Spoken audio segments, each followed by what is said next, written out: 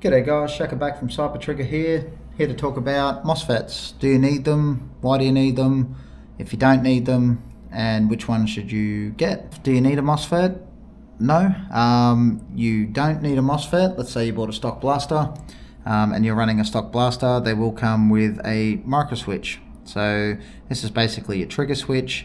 It sits in your gearbox, your trigger sits under here. When you pull the trigger, basically this contact moves forward and it closes the circuit, which then sends power from your motor, power from your battery down to your motor, and spinning your motor, which then turns your blaster, and it also sends power to your magazine. So over time this will corrode down, because when it closes, basically it'll spark, and over time the two connections will wear down. Now I don't know if you can see, but this connection's already starting to wear down. This is from a customer's build that's having upgrades done. He didn't have any electronic issues, but it is at that point where once they start wearing down, they do go down pretty quickly. But you could get 6 to 12 months out of this, depending on your blaster specs, playing every weekend without an issue. But you will be stuck to safe, semi, full auto. So no programmability. And also no LiPo protection. So once this does go, basically the blaster will be stuck in full auto because it'll close that circuit, or it'll melt and basically lose its connection, and when you pull the trigger, plug the battery in, nothing happens at all. And not having LiPo protection, you can have potentially a LiPo go up in smoke. So in saying that, do you need a MOSFET? No, you don't. Would I recommend a MOSFET?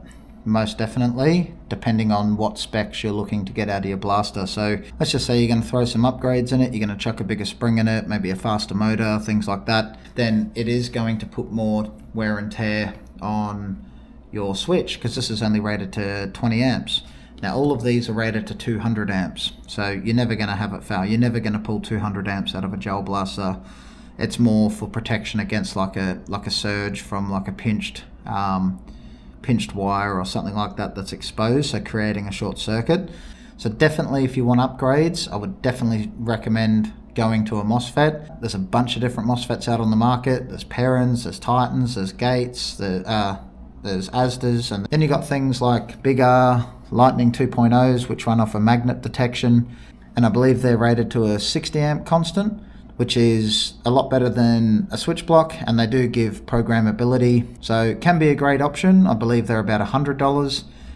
So when we start talking prices and different MOSFETs, you know, you've got things like the Kestrel basic ESU MOSFET, which comes standard in our ultraline gearbox, but these ones here have great functionality, LiPo protection, don't need a magnet in the sector gear, rated to 200 amps constant. You've got binary, burst, safe, semi, full auto that you can program on the trigger, and they do also have active brake, and you can program your pre-cocking too, so more sensitive on the actual cycle time of the gearbox itself, and that's $85.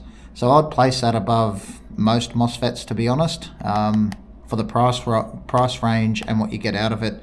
Absolutely phenomenal. They do run off micro switches for the sector's gear cam, and they do run off micro switches for the selector plate, and for the trigger detection it's the same as a HPA trigger switch, so you can get that very, very nice sort of trigger pull on it, and it's absolutely incredible.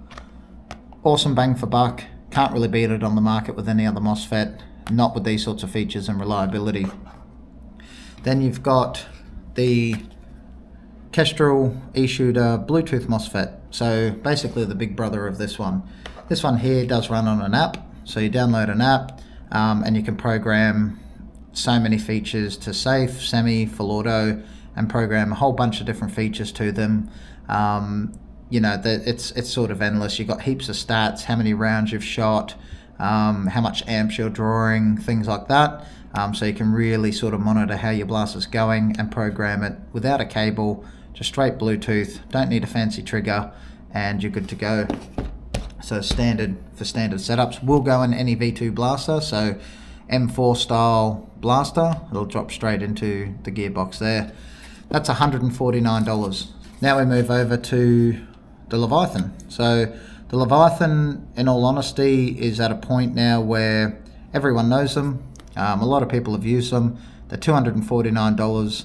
great MOSFET. However, comparing sort of pound for pound with the e-shooter MOSFET, just that extra $100 that this is, you could take that extra $100 and put it into like a like our Solink basic brushless motor, you know, and you can get a motor and this MOSFET for the price of this.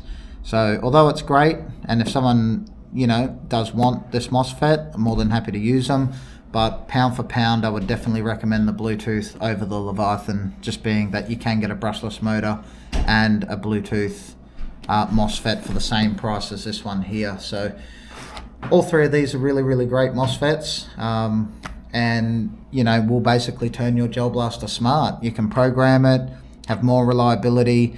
From there, it gives you the option to be able to upgrade bigger motors, bigger springs, things like that, without having to worry about, you know, batteries going, or this little micro switch, the switch block here, you know, melting and becoming stuck. So do you need a MOSFET? No. Is it handy to have, and would I recommend a MOSFET? Most definitely, in any build, to be honest.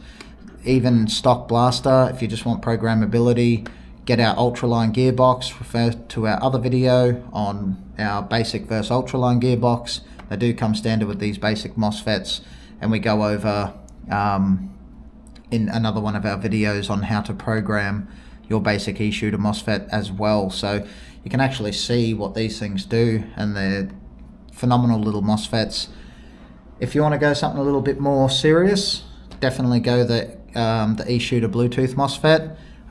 If you really want to go a Leviathan, you can definitely go a Leviathan as well. So all of these variants do come in rear wire and front wire as well.